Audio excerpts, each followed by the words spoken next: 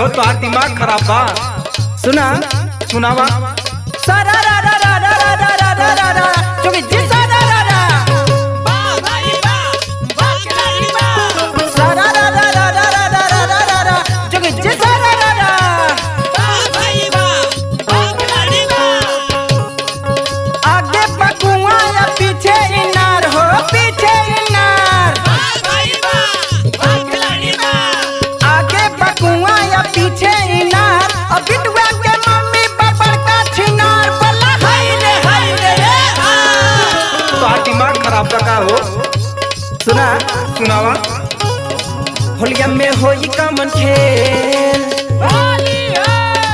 होलिया में होई कामन खेल बता बते लगा के होलिया में होई कामन खेल फटाफट तेल लगा के होलिया में होई कामन खेल फटाफट तेल लगा के लागे लू भगीरथ मेल बता बते लगा के लागे लो भागीरथ में फटाफट तेल लगा के लागे लो भागीरथ में फटाफट तेल लगा के अच्छा हमसे दूरे रहा पहले बतावत है। एक तो अभी के नहा की है सुनर बहनी है तबले फिर अगला रंग लेके। सुना सुनावा। अरे होलिया में माल मिलल असली हो ये कर रहंग दास तासली होलिया में माल मिलल असली हो एकर रंग दासा तासली होलिया में माल मिलल असली हो एकर रंग दासा तासली रंग दास तासली हो रंग दास तासली होलिया में माल मिलल असली हो ये कर रहंग दास तासली होलिया में माल मिलल असली हो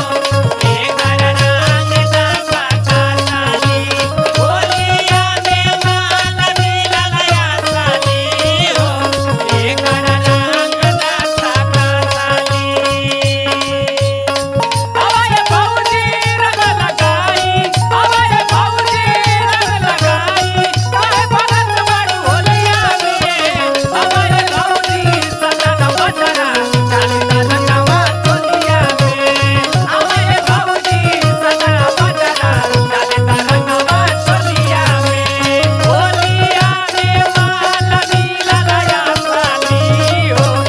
एकर रंग दासा तासली होलिया में माल मिलल असली हो एकर रंग दासा तासली अरे बाबू लगन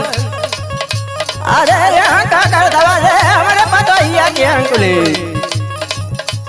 अरे कुछ ना बाबा बस रंग डाले आले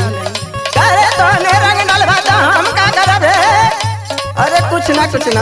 तो हम जोन करे खो कहला हाथ बाबू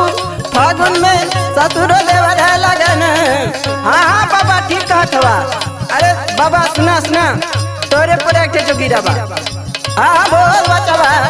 होली में बुढ़ऊ के बढ़ल बा रेंज हो बढ़ल बा रेंज बा भाई बा खिलाड़ी बा होली में बुढ़ऊ के बढ़ल बा रेंज अखा के सिला जीत करे चैलेंज बोला हाय रे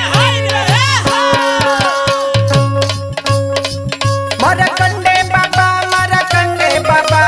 या भील बड़ा लवंडे बाबा मारा कंडे बाबा या पीले बड़ा लवंडे बाबा मारा कंडे बाबा या पीले बड़ा लवंडे बाबा अभिल बड़ा लवंडे बाबा अभिले बड़ा लवंडे बाबा अभिले बड़ा लवंडे बाबा मरकंडे बाबा अभिल बड़ा लवंडे बाबा मारा कंडे बाबा या पीले बड़ा लवंडे बाबा मारा कंडे बाबा अभिले बड़ा लवंडे बाबा